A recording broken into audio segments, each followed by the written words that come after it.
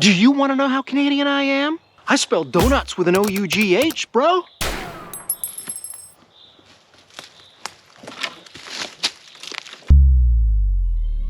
Hi everybody, Jay from Simple Woods Life. How's it going, eh? Bunch of videos ago, I can't remember when, and I apologize, I can't remember who. I want to say it was Chris, but I can't remember. But somebody had suggested I do like fireside chats, something of that nature, right? And I always found that I never really had like anything on my mind that I wanted to talk about, but I do like the idea of it. And so I've pondered and noodled, and I think I've got myself a topic that I can get behind. And so it's not a fireside chat. I don't have a fire. I don't want a fire here.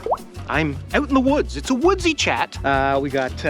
We got our cedars, we got our pines, a variety of trees for us to yell at, about, with. We'll yell with the trees. You don't yell at the trees. You can hug the trees. That's nice. But you don't yell at the trees. So Miss Lady and the youngest have gone up norther until, I think, Sunday. Then they'll be back. And Miss Millie just had herself a big old bowl of lunch. And so she's down having her rest. So I found myself out in the woods having a Caesar. Do you not make yourself a cocktail and go out to the woods and bring a camera and get prepared to yell? Is that just a me thing? But the Caesar is apropos to today's topic, our woodsy chat, as it were. And an absolute perfect creation of culinary excellence. Follow me along.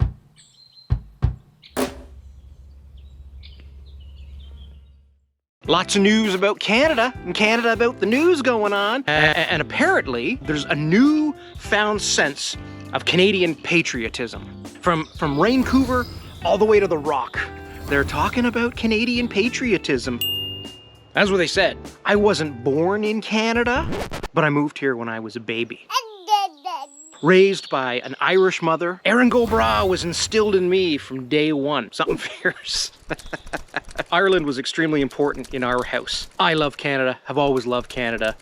Canada was an instant hit with me. I learned to walk in Canada, I learned to talk in Canada. Anyone who's got a Roman Catholic Irish mother knows the influence they might have upon you during your formative years. But I can effectively say I'm equally balanced between both cultures now, homogenized. I'm blended now. Oh, time for a Caesar. Speaking of allegiances. Are Canadians proud of being Canadian? These are the things that keep me awake at night. I'm not the authority on anything, but hey, yeah. We don't, possibly walk around with our flag, everything from our hat to our swim trunks, or have a military presence rolling down the middle of our nation's capital. No, we're a little quieter. We're a little more subdued when we talk about how proud we are of the land we call home. Politeness, consideration, a big old heart for cheering on our hockey teams. That's the Canadian way. Patriotism can be displayed in many different ways. That sense of pride of, your land and your country and the achievements that you've made. My wife never misses a point to tell me that the Italians make the best food, fashion, automobiles. There's a nice sense of pride, don't you think? Some countries show patriotism, in their history, in their arts and culture, in their technology and innovation, in their scotch, in their maple syrup. Lots of ways to show it. So it occurs to me one day that there's a lot of patriotism that can be shown through food and cooking. And I was like, I'm pretty smart, huh? I'm a genius. I tip my hat to myself if I don't. Oh, is that your thesis, sir? Yeah, probably too smart for myself. And then I found out, no, it's already a thing. It's called gastronationalism. So, what are you gonna do? Gastronationalism, my gears start turning, right? And I'm like, do we have that in Canada? Does the Great White North show a sense of its patriotism and pride in our cooking, in our dishes, in our meals, in our restaurants? First of all, Canada is a country made up of many countries. First Nation and the Inuit had their own cooking and culinary traditions for like 15,000 years before European settlers arrived. So the settlers and explorers, they come over here and they're like, hey, how's it going, everybody? And they take their cooking traditions, this is their cooking traditions. They take their cooking traditions and their methods and then they meld it with Canada's indigenous flora and fauna, and then they do that, and from that, new cuisine starts to get developed, right? And then like divisions, because Canada took a long time to make. It wasn't, done over that. They didn't show up and go, oh geez, this is Canada, eh? Country took a long time to make, right? So there's like a connection like between immigration patterns and culinary things. Carl? I'll put you on the menu. So immigration patterns and historical regions of each province or territory affect the cuisine, right? Malpac oysters, maritime lobster, bird of beef. Always bird of beef. BC salmon, deer meat from the Northern Territories, Central Canada maple syrup. Oh, I love maple syrup. And somebody once said about Canada, and I wrote this down, so excuse me if I'm gonna read it here. There is no single definition of Canadian cuisine. It starts with ingredients that spring from the landscape and with traditional dishes steeped in the region's history and culture. Isn't that lovely?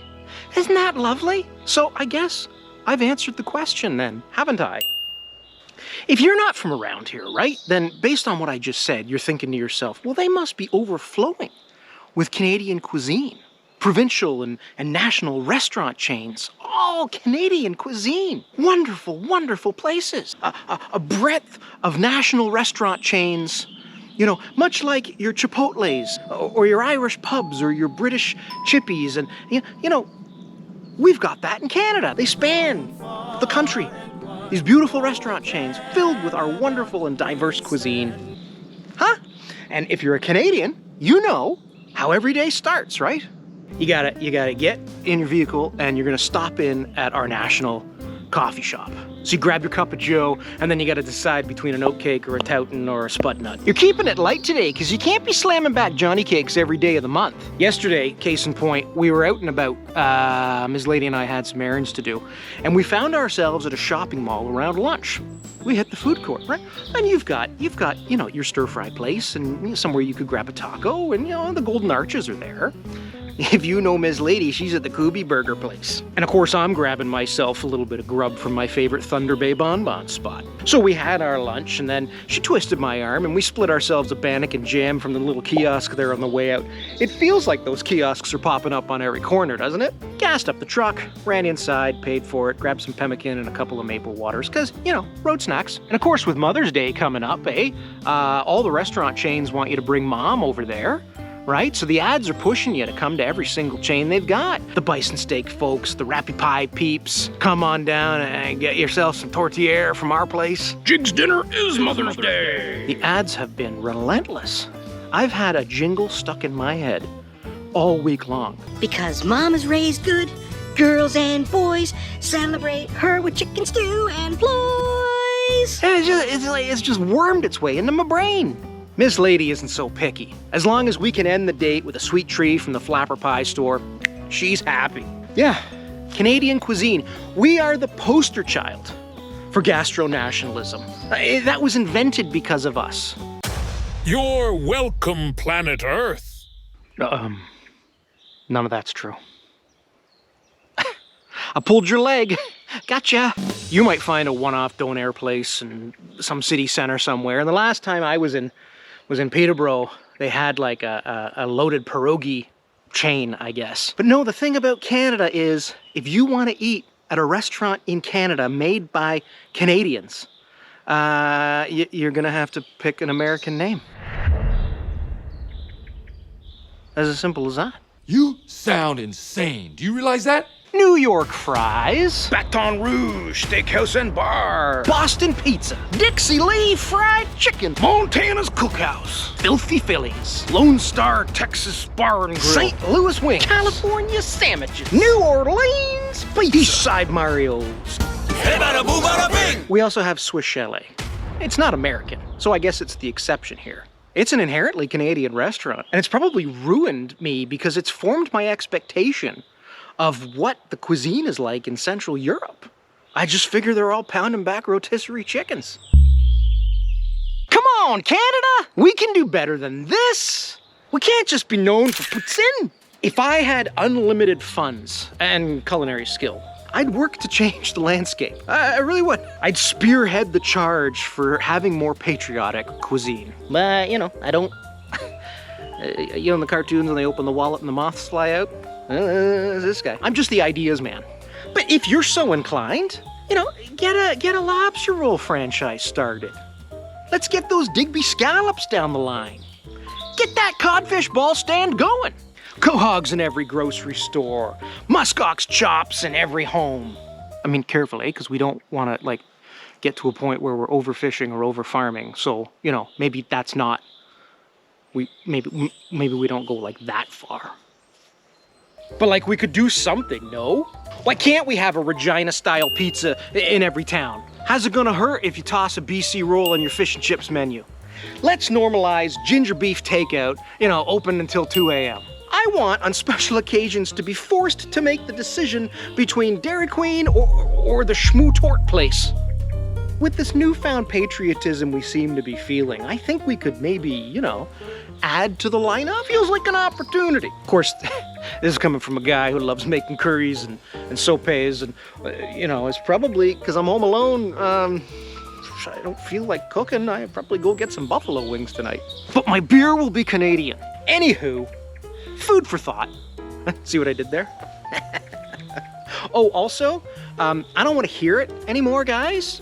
Pineapple on pizza, you're f***ing welcome. And pro tip alert, get some hot peppers and put those on too. We call it the spicy aloha. There we go. That's me yelling in the woods. I think I covered everything I wanted to talk about. But we got some projects that we're working on. Gonna get back on the boat shed. Want to get the lumber started for the Sugar Shack, on top of wanting to introduce Millie to Big Papa next and seeing how she does out in the boat.